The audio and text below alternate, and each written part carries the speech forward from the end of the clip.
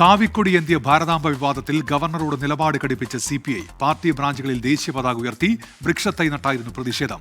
ഭാരതാംബ വിവാദത്തിൽ CPIM-നും CPI-ക്കും ഒരേ നിലപാടാണെന്ന് CPIM സംസ്ഥാന സെക്രട്ടറി MV ഗോവിന്ദൻ പറഞ്ഞു.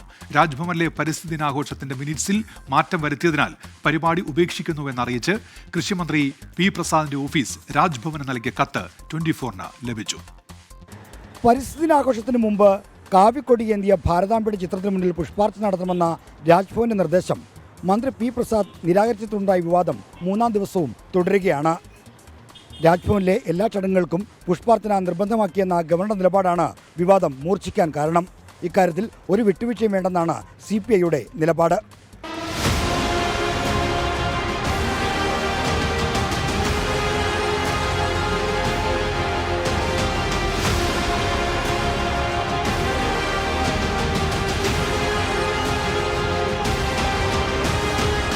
RSSന്റെ ചിഹ്നമായി കരുതപ്പെടുന്ന കാവിക്കൊടിയേന്തിയ ഭാരതാംബയുടെ ചിത്രത്തിന് മുന്നിൽ പുഷ്പാർച്ചന നടത്തണമെന്ന ഗവർണറുടെ നിർദ്ദേശം രാജ്ഭവനെ രാഷ്ട്രീയവൽക്കരിക്കാനുള്ള നീക്കമായാണ് CPI കാണുന്നത്.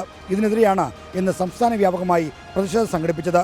എല്ലാ പാർട്ടി ബ്രാഞ്ചുകളിലും ദേശീയ പതാക ഉയർത്തിക്കൊണ്ടായിരുന്നു CPI-യുടെ പ്രതിഷേധം. തൃശ്ശൂരിൽ സംസ്ഥാന സെക്രട്ടറി ബിനോയ് വിശ്വമാണ് ഉദ്ഘാടനം ചെയ്തത്. BJP-ക്കും സംഘപരിവാറിനും നിയന്ത്രണ അധികാരമുള്ള കേന്ദ്ര ഗവൺമെൻറ് പോലും അംഗീകരിക്കാത്ത ഒരു കാര്യത്തെ അംഗീകരിക്കാൻ പാടില്ല എന്ന് ഞാൻ പറയുമ്പോൾ പ്രതിഷേധം എൻ്റെ അടുത്തേക്കല്ല കൊണ്ടുവരേണ്ടത്. ഈ ചോദ്യങ്ങൾക്ക് കേരളത്തോട് മറുപടി പറയുകയാണ് സംഘപരിവാറും BJP-യും ചെയ്യേണ്ടത്.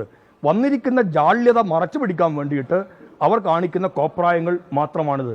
കഴിയുമെങ്കിൽ അവർ ഇതിന് മറുപടിയാണ് പറയേണ്ടത്. ഭാരതാംബ വിവാദത്തിൽ CPI എടുക്കുന്നത്ര കർശന നിലപാട് CPIM-നില്ല എന്ന് ആക്ഷേപമുണ്ടായിരുന്നു.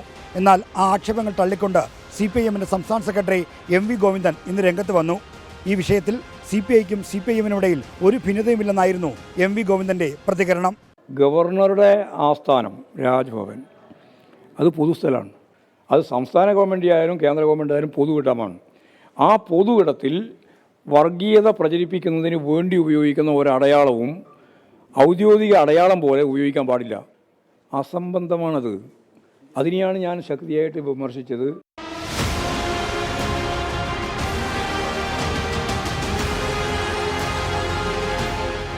ഭാരതാംബയുടെ ചിത്രത്തിന് മുന്നിൽ പുഷ്പാർച്ചന നടത്തണമെന്ന നിഷ്കർഷ വന്നതോടെ പരിപാടി റദ്ദാക്കുന്നതായി അറിയിച്ചുകൊണ്ട് മന്ത്രിയുടെ ഓഫീസ് രാജ്ഭവൻ അയച്ച കത്ത് ഇന്ന് 24 പുറത്തുവിട്ടു.